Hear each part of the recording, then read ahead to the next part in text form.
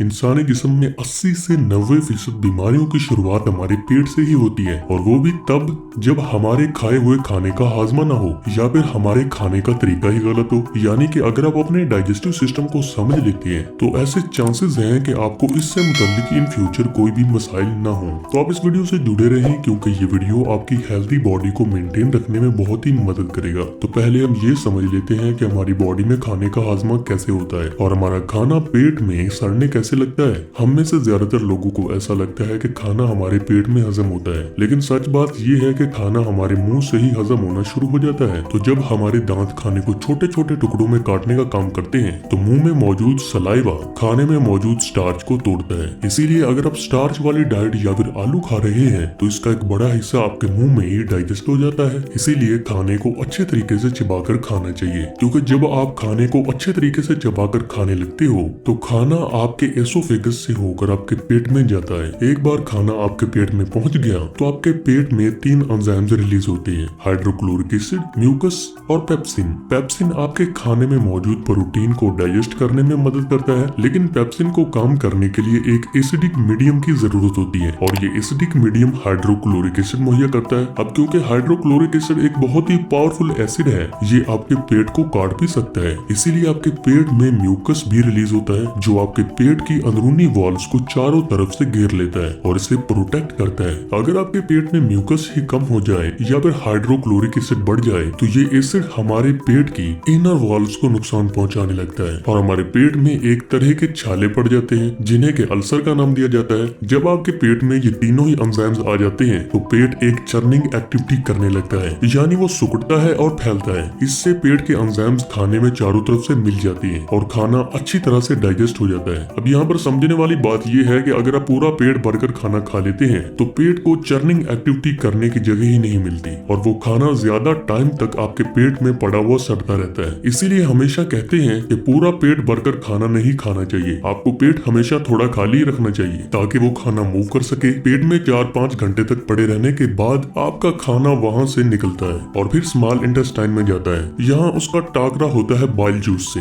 जो कि आपके लिवर में पैदा होता है। बाइल जूस आपके खाने में मौजूद फैट को डाइजेस्ट करता है। इसके अलावा यहाँ पर आपके खाने में कुछ पैनक्रियाटिक और इंटेस्टाइनल जूसेस भी मिक्स हो जाते हैं जो प्रोटीन को डाइजेस्ट करने का काम करते हैं। इंटेस्टाइन में पेरिस्टोलिक मूवमेंट होता है जिसकी मदद से खाना आगे की तरफ मूव करता है। इसीलिए दोस्तों फिजिकल एक्टिविटी बहुत ही जरूरी है। जब आप फिजिकल एक्टिविटी करते हो तो इंटेस्टाइन्स के लिए पेरिस्टोलिक मूवमेंट और ज्यादा आसान हो जाता है। रास्ते में आपके स्मॉल इंटेस्टाइन्स की वॉल आपके खाने के न्यूट्रिएंट्स को अब्सॉर्ब कर लेती है और आपके ब्लड सेल्स तक पहुंचा देती है। जो खाना सही से हजम नहीं हो पाता वो बाकी के वेस्ट मटेरियल के साथ आपकी लार्ज इंटेस्टाइन में चला जाता है और वहां से बाहर निकल जाता है। अब जब आप डाइजेशन के प्रोसेस को अच्छे तरीके से समझ चुके हो तो देखते हैं कि आप किस तरीके से अपनी ईटिंग हैबिट्स को इम्प्रूव कर सकते हैं, और ये वीडियो का सबसे अहम पार्ट है तो ध्यान से सुनिए। नंबर 1, अपने खाने को अच्छे तरीके से चबाएं। जैसा कि हमने देखा कि आपके खाने का डाइजेशन मुंह से ही शुरू हो जाता है। अगर आप खाने को अच्छे तरीके से चबाओगे नहीं तो आपके खाने में मौजूद स्टार्च का डाइजेशन अच्छे से नहीं होगा। इसके अलावा हमने जाना कि आपका पेट एक चर्निंग एक्टिविटी करता है जिससे पेट के सारे एंजाइम्स खाने में अच्छे तरीके से मिक्स हो जाते हैं। जरा इमेजिन करें कि आपने खाने को अच्छे तरीके से चबाया ही नहीं और आपके पेट में कुछ सॉलिड फूड पार्टिकल्स चले गए। ऐसे में वो एंजाइम्स आपके खाने में अच्छे तरीके से मिक्स नहीं हो पाएंगे और वो सॉलिड फूड अच्छे से डाइजेस्ट नहीं होगी। इसके अलावा वो आपके स्मॉल इंटेस्टाइन में भी अच्छे तरीके से एब्जॉर्ब नहीं होगी, यानी आपको इस खाने में से मौजूद न्यूट्रिएंट्स जो मिलने चाहिए थे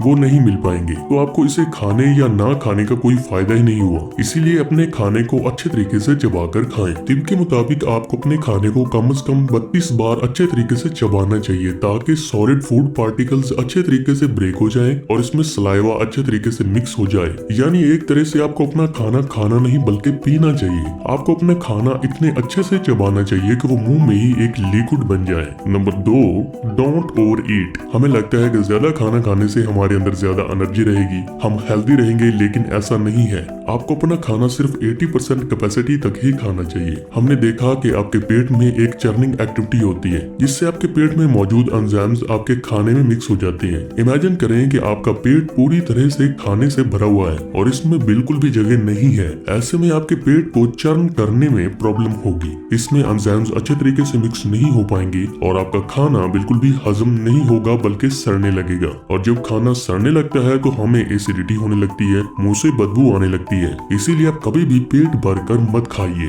number 3, don't drink water after food. किसी भी चीज के लिए पानी की भी खास लिमिटेशंस होती हैं। पानी की खास बात यह है कि ये हर चीज को डिल्यूट कर देता है और उसे कम इफेक्टिव बना देता है। दूध में पानी मिलाने से वो पतला हो जाता है और एसिड में पानी मिलाने से वो कम इफेक्टिव हो जाता है। जैसा कि हमने जाना कि हमारे पेट में काफी सारे एंजाइम्स रिलीज होते हैं, तो जब हम खाना ठीक खाने के बाद ही पानी पी लेते हैं तो हमारे ये सारे एंजाइम्स डिल्यूट हो जाते हैं। इनका असर कम हो जाता है जिससे हमारा खाना सही तरह से डाइजेस्ट ही नहीं हो पाता। टिप में बताया गया है कि खाने के बाद हमारे पेट में एक बर्निंग प्रोसेस होता है जिससे खाना हजम हो पाता है। अब ऐसे में अगर आप पानी फौरन पी लेते हैं तो बर्निंग प्रोसेस नहीं होगा तो खाना हजम ही नहीं होगा बल्कि सड़ने लगेगा। इसीलिए खाने से कम आधे घंटे बाद ही आपको पानी पीना चाहिए। Number 4, do some form of physical activity. दोस्तों कोई भी काम या फिर फिजिकल एक्टिविटी आपको फिट रखने का बेहतरीन तरीका है, क्योंकि आजकल टेक्नोलॉजी की ज्यादा दस्तयाबी के बाइस हम बहुत ज्यादा लेजी और आरामदेह हो चुके हैं। हमारे जनरेशन का प्रॉब्लम ये है कि हम सारा दिन बैठे बैठे निकाल देते हैं। इसी वजह से हमारा ब्लड सर्कुलेशन खराब हो जाता है, हमारी इंटेस्टाइन्स में पेरिस्टोलिक मूवमेंट नहीं हो पाता। इससे हमारे खाने को आगे मूव करने में प्रॉब्लम होती है जिससे वो खाना टाइम पर प्रोसेस नहीं हो पाता। इसीलिए जरूरी है कि आप दिन भर में थोड़ी सी फिजिकल एक्टिविटी करने की कोशिश करें।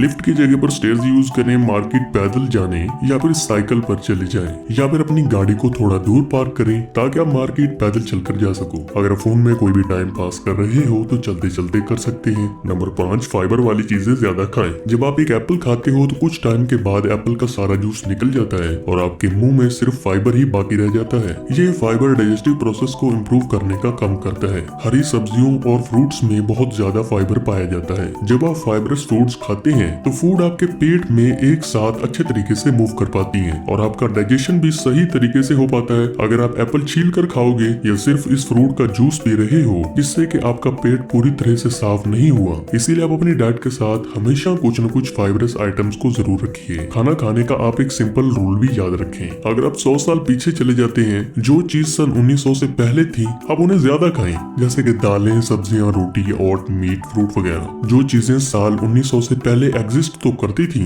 लेकिन लोग उसे कम खाते थे, आप उसे भी कम खाओ। जैसे कि शुगर और हर वो चीज जो कि सन 1900 से पहले एग्जिस्ट ही नहीं करती थी, आप इन्हें जितना ज्यादा हो सके अवॉइड करने की कोशिश करो। इस कैटेगरी में आपके तमाम तर प्रोसेस्ड फूड आइटम्स और जंक फूड शामिल हैं। अगर आप इस सिंपल से रूल को फॉलो करते हैं तो आपको पेट से मुतालिक कोई भी प्रॉब्लम नहीं होगी। हेल्दी और फिट रहने के लिए इन बातों का आपको ख्याल रखना जरूरी है, क्योंकि हमारे आजकल के अनहेल्दी लाइफस्टाइल में हमारे खाने पीने की आदत की बाइस ही हमें निजाम हाजमा से मुतालिक और कई किस्म की बीमारियों का सामना करना पड़ता है। तो अगर आज का ये वीडियो आपको पसंद आया हो, आपके लिए यूजफुल साबित हुआ हो तो इसे लाइक और शेयर करना बिल्कुल भी ना भूलिए, ताकि हमें भी पता चले कि कितने लोगों को ये वीडियो पसंद आया है। और मजीद ऐसे वीडियोस के लिए चैनल को सब्सक्राइब कर लीजिए। तो मिलते हैं आपसे अगले वीडियो में। शुक्रिया।